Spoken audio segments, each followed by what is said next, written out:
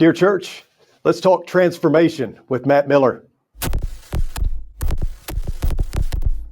Hello, and thank you for joining us on the Dear Church podcast. This is a treat for me. A friend of mine, Matt Miller, is joining us. Matt is the preacher at the 109 Church of Christ in Lebanon, Tennessee, and new to that congregation for the most part, right, Matt? That's right. Yeah. 3 months. It's about 3 months now. Yep. 3 months. Tell us how the work's going. Tell us a little bit about your family and just life in general. How's it going? So we started last year, and October the 8th was the first Sunday that I was here. And we've, how it is when you start a new work. You got, a lot of emotions, or you're excited, you're sad, you're all of those things. And so we've, gotten my daughter, Libby, I think's the best one, man. She's the go-getter. So she just got right in and got situated. So, as far as all of that, wife's good. My son, he's 23. He's doing good. And so my mother-in-law is with us. So we all just came. I told the elders when I talked, I said, I got a group package that comes with this, and mom-in-law is part of it. So she's come, and it's just been great, man. I'm starting to get traction, still trying to learn people and make connections with, just the brethren here. But it's been great. I'm so excited. There's a lot of things that are happening that I can, that are kind of right up my alley. So I can just immediately, get involved in, and I'm just thankful to God for that opportunity. So yeah. And I'm glad you're there. And, for our viewers and listeners, I met your dad before I met you. Your dad is the preacher at First Baptist Church here in Dixon, and he and I have become good friends. In fact, we're going to have lunch this week. And then I found out that you were a preacher, I think at the time, at Fountainhead. Is that right? Mm-hmm. And that's right. Yeah. Church of Christ there in the Portland area of Tennessee.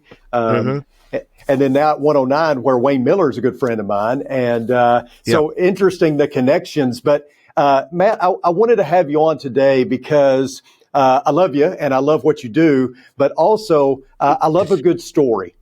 And you have a story in a general sense, much like mine, is that people who knew us when we were younger would say, really, you're a preacher? They would never have thought that would happen. But there were some times when your story was not so good, and it's going to have a happy ending now. But kind of take us through your story to where you're at now. How did you get there, and kind of talk about those twists and turns?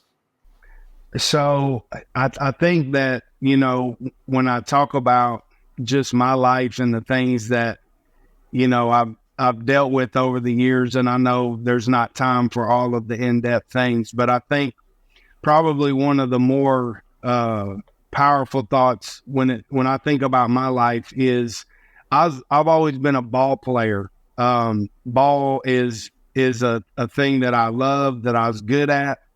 And I think that ball, it drove my mind to just, that was the thing. I knew about Jesus. I mean, like you said, my daddy, did a great job at showing me who Jesus was and the importance of, the grace and the mercy that comes through his sacrifice for humanity. And I knew all of those things, but as life continued for me, I found myself not, worried about those things, but more worried about, being the best player on the team, or, I was always a popular guy. I was always one that people, invited me to this or to that. And so I think over time, and I really am not, I guess I am, but in the moment, I didn't think that pride was, something that I struggled with, because I was always a good guy, willing to help, somebody that was in need or whatever. But I think pride was consuming me, because, I'd get the trophy, or I'd get the most valuable player, or I'd get the scholarship to go play football. And it just came very easy to me. It was very, a very natural thing for me. And so I think as I elevated in those types of things, it just cost me really in just my fleshly desires. Fleshly desires just became so, I mean, that's just what I chased. I believed in God, and I thought that I was, you know, it didn't matter really what I did, and I could just live however I wanted. And, you know, one day I'd just get my life right and do Jesus later. And so I just, I lost friends. I've lost friends along the way. And, you know, it was just kind of, you know, it's not this, but it just felt like, collateral damage, you know, that's just a thing of life. And, you know, I just, now looking back on it, when I think about, you know, the situations that I was a part of and the things that I was doing, I could have been that guy too, you know, like I could have ended up not in the right side. And so, you know, there was a moment, and I've talked about this a lot, and I've spent time, you know, telling people about this, and I think my push for the young people, and really, you know, any Christian or anybody that would be listening, you know, there was a very low point in my life where all of those things didn't matter anymore. I'd chased all of those roads and all those paths, and they all just left me with nothing. I mean, I was very alone. I didn't really have anybody, and I felt, you know, what do I do? Like, I'm always the fixer. I'm always the one to, you know, get the situation right. And I'm the one that people always come to, but here I am, and my life is just a complete mess. And it was at that moment, I remember specifically, just kind of as the journey began, this guy that worked for me at the printing company where I worked at, he said that this is just a story that I always remember. He told me, he said, hey, man, my wife told me that I need to start going to church. And if I don't, then she's going to leave me. And I remember telling him, well, good luck, brother. I hope that works out for you, man, because that's just, and he's like, but no, I want you to go with me. And I'm like, I'm not interested in that. You know, I had gone so far away from any type of religion or any belief in, you know, going to church or anything like that, that it wasn't something that I even thought about. But I did. He finally taught me into it.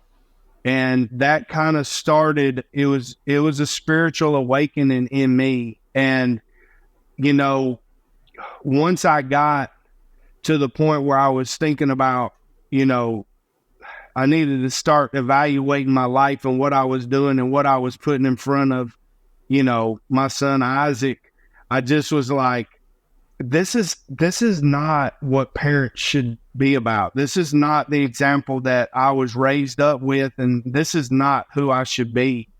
And I started really searching in my soul, man. And I started digging for, you know, tell me what this, I know that the Bible is the word of God, and I believe that, and just, I don't know it. I don't know what the Bible is talking about. And I mean, I know Matthew, Mark, Luke, and John. I knew general things, and I knew Bible verses, but I didn't know the depth of it. And I started studying with the preacher at Fountainhead.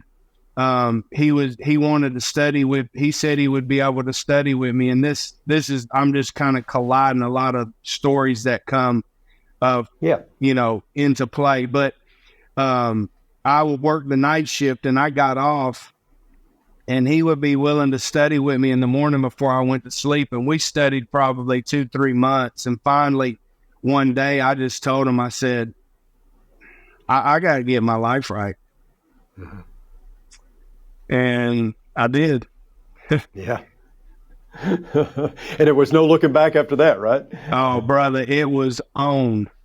I mean, I went to work, and I mean, I said, look, guys, I have no idea what this looks like. And I know that I have led you guys in the wrong path, and you come to me for things that, that help you just temporarily, but that business is shut down. I said, we got a new business. And I mean, they really, I totally am not saying this at all, but it was a very Saul Paul moment, because it was, I was not in the same aspect of Saul, trying to persecute the church because of his feeling that they were disrespecting God, but very much so at that immediate change. It was like, you know what? I'm not doing this anymore, and I'm not ruining families' lives anymore. And they're not going to say, that Matt had a part in ruining my life. So I wanted to immediately make a change. And it didn't take long before those guys that was working for me, some of them were like, hey, I want to hear what you're talking about. And so sorry, that light went off. So I just, I've never looked back. And, I graduated from the school of preach. I decided I wanted to go, maybe this would be something that, I would be interested in. And we had a youth minister at Fountainhead, but he was in college. His name's Derek Purdue. He's still the youth minister there now. I love him. He's a great guy. But he was at school. And so I told the elders, I'm like, it had been probably several months where I had become a Christian, and I was trying to just, I wanted to do something. And I saw those kids, they really didn't have, they were doing stuff and the parents were helping, but I said, hey, I think I could help and be a benefit to these kids. I said, my son's, he's 12, he's 13, he's getting ready to be a teenager. And I just want to, if I could help in any way. And so I remember I told the elders, I said, I mean, if you need a youth minister, I'll be your guy. Like, you don't have to pay me or nothing like that. And they were like, well, the youth minister job would be a paid position, like part-time. And I'm like, okay, that's fine. They said, but one thing you got to do is you got to preach. And I was like, no, preaching ain't who I am, man. And they were like, well, just think about it. So I prepared that message, and we always laugh about it because my wife, she's like, I was so nervous because I didn't know what was going to happen, and I'm like, so I got up there and I did it. I preached on Luke 9:23, man. That was my verse that I was really driving in my mind and just using for motivation. And, sure. So I talked about this denial cell, picking up your cross, following him daily and all those things.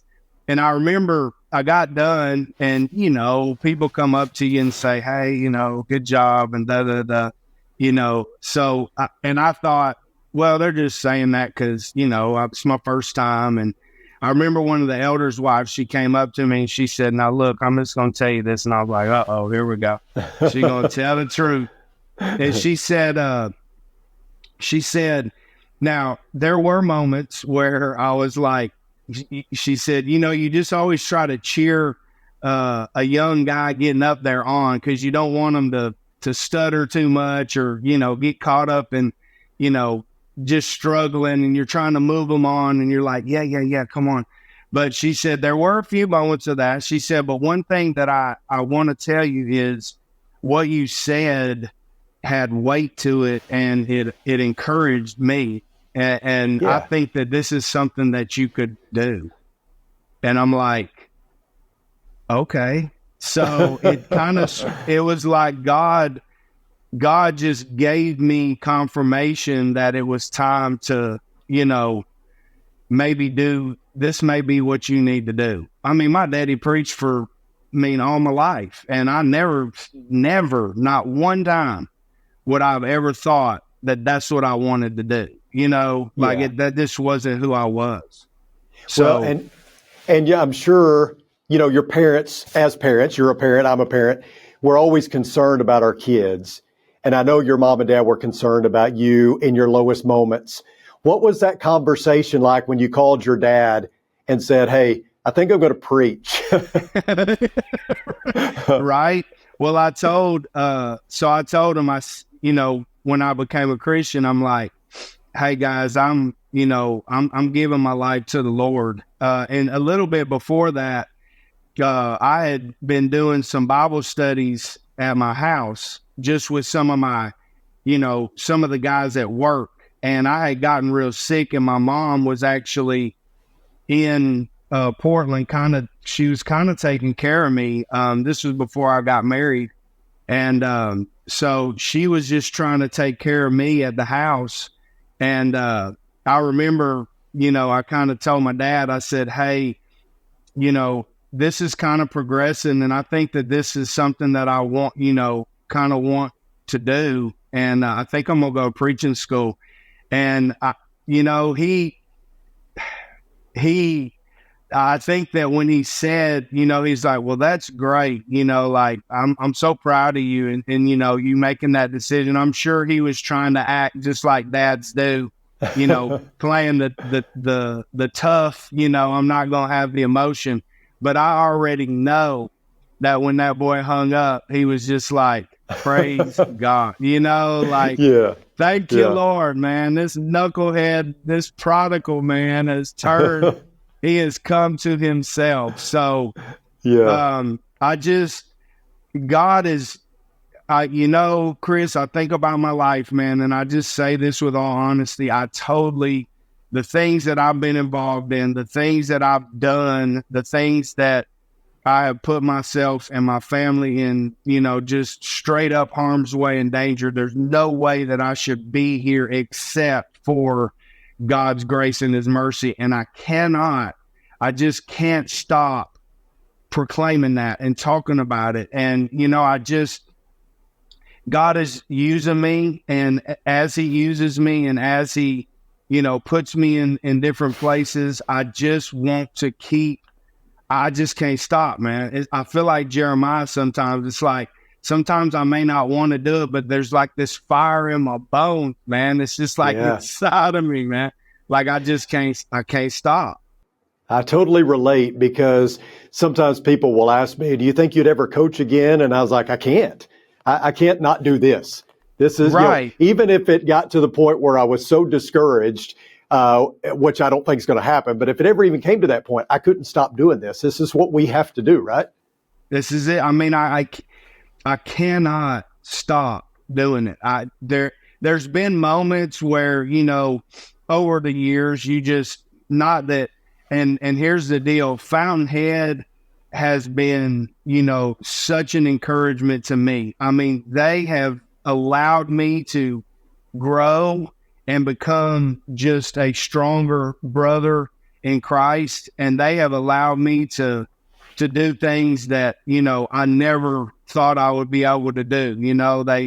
They help me when people ask me to go speak places, and, they help me set schedules up for, how we can make that work and it not look like I'm trying to not be at the bill, just all of those right. types of things. They help me grow tremendously. And really, this is just from the bottom of my heart. It was like, I needed to be there because that's where I was born. And it was like I was in the nest, and it just like my wings got ready, and then they just said, go fly, man. Go fly. Yeah.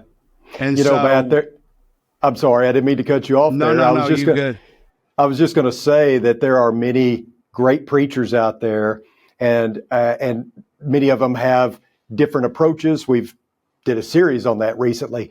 And, I admire a lot of different preachers and their style. The thing that I admire about you is you're very genuine and authentic. It's like you're speaking from experience. I don't want to use the word unpolished, because I think that comes across as a criticism, but it's not. It's very much you're not a stuffed shirt getting up there delivering a book report. I mean, you speak from the heart, and I think that's what you have a relatability. Talk about where that comes from. Is that because of where you were and now where you are? Yeah. When I went to school, and I'm still trying to hone that craft in, like I find myself sometimes where I'm like, and I've had people, so I appreciate you bringing this out, because this is, I get it from I get talk and conversation from both sides, because it's like, I've had some people come up to me and, would say, man, I appreciate what you're talking about, but, like, sometimes you're just a little bit, maybe the word is unpolished. It's like, it's not that typical style that we're used to. And Right. So sometimes, like, I had a gospel meeting, and I had, it's first time I've been in there. They don't know really who I am. And, they've heard me maybe one or two times. But so that first class, I'm kind of, just kind of introduction, kind of getting going. And, they hear my style and how I change up and do a joke and silly stuff or whatever, and then pull back into it. And I had one lady, she said, man, you preach different. And I'm like, I didn't know, I've heard that before. And I just was like, I said, just give me a chance. It doesn't matter to me. So, but I think that, so when I went to preaching school, I wanted to learn how to outline. I wanted to learn how to, present points and do those types of things. I mean, I seen my dad preach for years, and I'd seen, his style was very much, he's changed over the years, I think, but I think early on there was a lot of zip and fire in him too. Like, I remember him one time preaching, and he said, hold on, I got to take my jacket off. I'm just hot. Like, he was just fired up. So, but now I know, as the years have gone by, not that there isn't that fire or motion in it, but, he's gotten more honed in on points and illustrations and things. So I do try to work on getting better at that stuff. But then I have one guy come up to me, and he said, the one thing that makes me want to listen to you is that you just do you, man. Like, that's where I come from. He said, don't lose that. I agree totally. That's what makes you who you are, in my opinion. And I think I would encourage our listeners and viewers to go and listen or watch one of your sermons at 109 Church of Christ, because I would say the exact same thing. I don't want you to be more polished or to do any of that, because that's exactly what I think we need, is that relatability. And I got to hear you a couple of times recently. We've been on the same programs, and you were at Evangelism U in Savannah, Tennessee, and that's a youth rally. And the way you talk to those kids, no notes or anything, just a Bible, and just said, hey, listen to me. I've lived this, and I just thought that was so powerful. You've got a message there that, who cares if it's, the most polished or, you're refined. It's a message that we need to hear. Brother, I appreciate, and I appreciate we're here. I like this, because I think that this is something that I try to press on. I got some young Timothys that I'm dealing with right now, that are, let me get this light back on. I know he told me not to lean in, but the thing that I'm trying to get them is kind of what you're talking about, is this idea of, no doubt what you need to say is the truth. Like, what you're proclaiming has got to be the truth, but you need to be able to show people who you are. And I think for me, I think the one thing that, like you said, when I start talking to these kids, I'm just like, I wish I had a guy that was, close to my age, or somebody who has, had struggles in life, that would be willing to not only encourage them to do it, but be willing to say, you know what, let me tell you about what it looked like, like, like, been there, done that, right? Yeah. It's I can tell it's still something that, it's fresh on your heart, welling up inside of you. And I think that's what I was getting at earlier, and is that's what people see. And I think it's so relatable, is because, you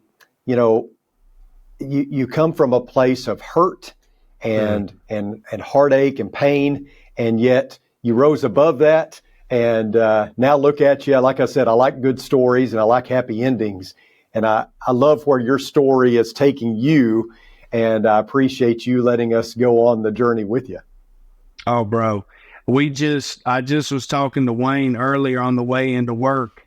And we was talking about the woman at the well. And we were talking about this idea of, here is a woman who, she went at, midday, lunchtime, because she didn't want to hear the noise. She didn't want to hear the noise about how terrible she was, or the chirps about, she's past the chance of, loving God and God loving her. And she just was so sick of it.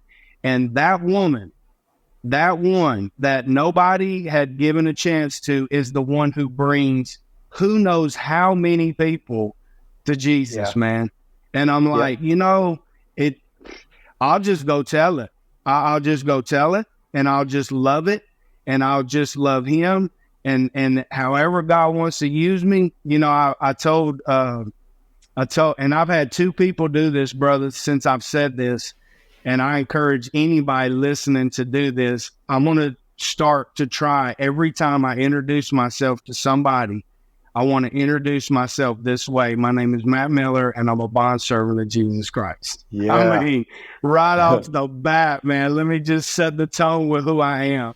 And I had 2 people tell me, I had a girl tell me Sunday night, she said, so I went to talking about getting into nursing, and she said, I need to talk to you just kind of about my schedule. And they said, okay. And she said, I just need to tell y'all, first and foremost, I'm a follower of Jesus Christ. I'm like, let's go, girl. Let's do it. I love it. Go, man. What?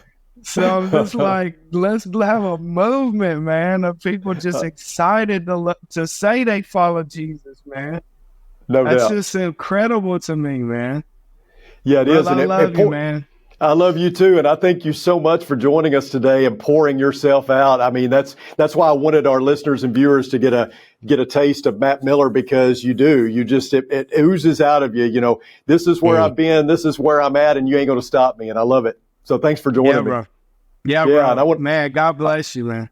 Absolutely. And you too. And I want to tell our listeners and viewers that if you have a question for Matt, you can email me at chris.mccurley@rippleoflight.com, and we'll make sure that we forward it to him. And I'm sure he'd be glad to answer any questions or hear your comments. And like I said, go and listen to Matt at 109churchofchrist.com. You can get on their website and you can listen or watch some of his sermons, and you will be blessed by doing so. Matt, anything you want to add as we sign off? Man, thanks for letting me come on here, brother. And I just want to say, hey, man, love the Lord and love somebody. That's just the motto. I mean, Jesus said it for us. And I think that the more that we do that, the more people will see the genuineness of the church and followers of Jesus, man. Yeah. Could not agree more. Love you, brother. Thank you so much. And want to thank everybody else for tuning in as well. Until next time, may the Lord bless you and keep you. Sincerely, Chris.